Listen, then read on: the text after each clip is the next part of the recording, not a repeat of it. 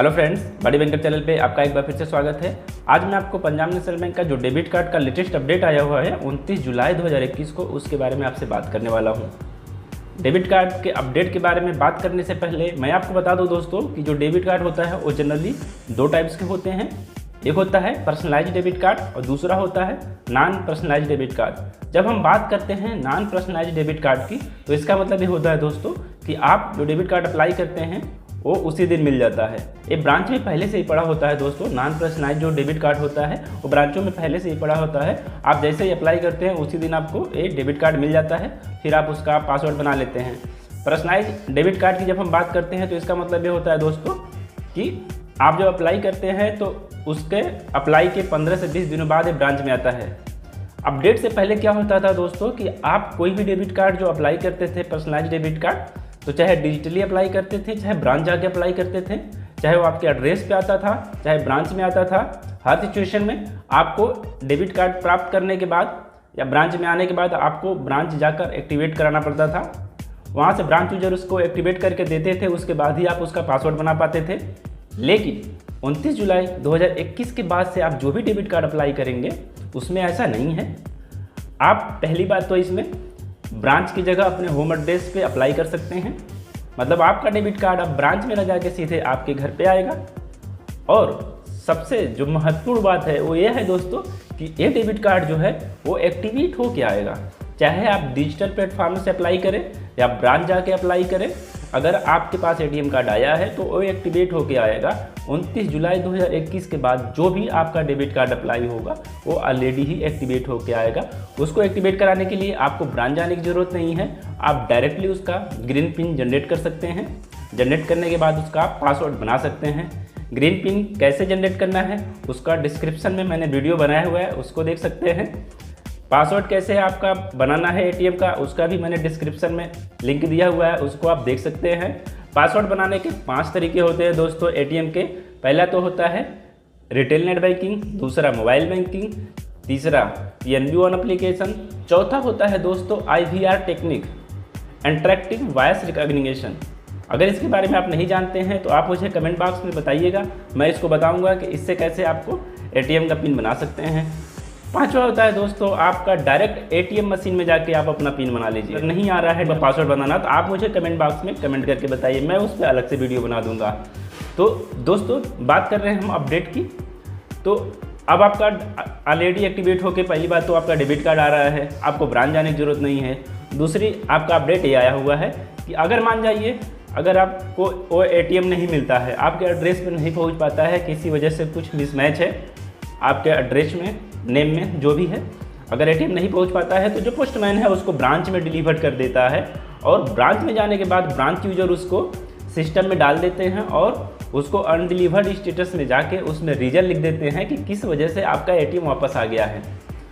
तो दोस्तों जब वो ब्रांच यूजर उसको आपको सिस्टम में डाल के वेरीफाई करते हैं, उसी दिन आपके मोबाइल पे एक मैसेज आता है। जो आपका रजिस्टर मोबाइल बड़ा हुआ है उसमें आपका मैसेज आता है कि आपका एक एटीएम कार्ड है जिसके लास्ट में ये है और आपका अकाउंट नंबर जिसके लास्ट में है, इसका एटीएम कार्ड आया हुआ है, ब्रांच में आप 30 दिनों के अंदर जाके ले लीजिए।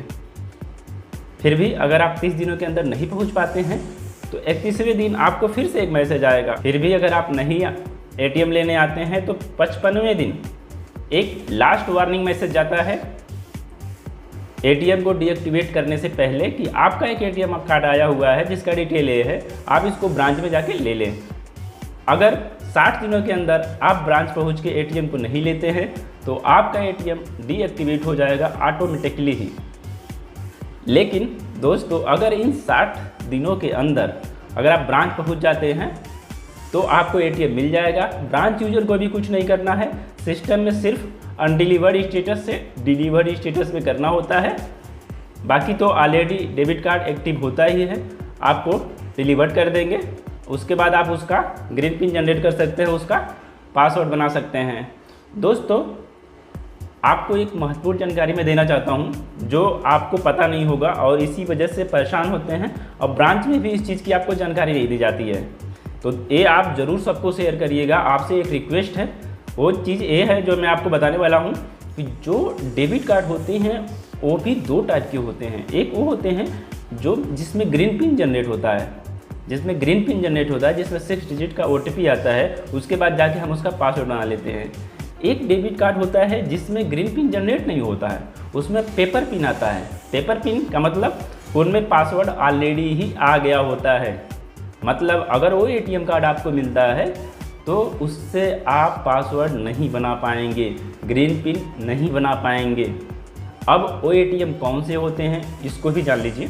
वो ATM होते हैं जनधन अकाउंट। जी हाँ, जनधन अकाउंट मोदी जी ने जो बीच में लॉन्च करके बहुत सारे अकाउंट खुलवाए थे, वही Jan Dhan account, zero balance account, student account, ये अकाउंट जो होते हैं, इनमें जब आप ATM कार्ड अप्लाई करते हैं ब्रांच से या डिजिटली किसी भी तरीके से या अकाउंट ओपन करते हैं, तो जनधन अकाउंट में तो वैसे ऑलरेडी ही आपका एक डेबिट कार्ड जारी हो जाता है।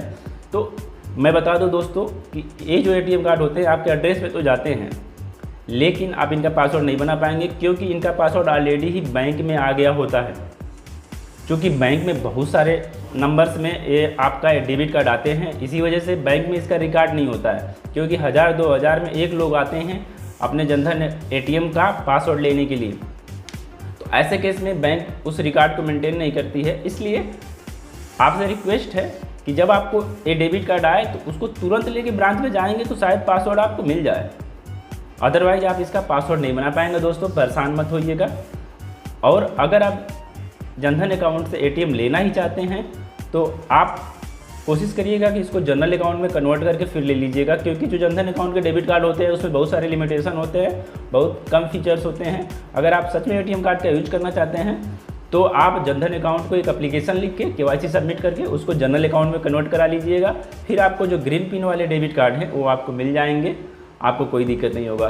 तो दोस्तों आपको ये वीडियो कैसा लगा मुझे कमेंट बॉक्स में कमेंट करके बताइएगा।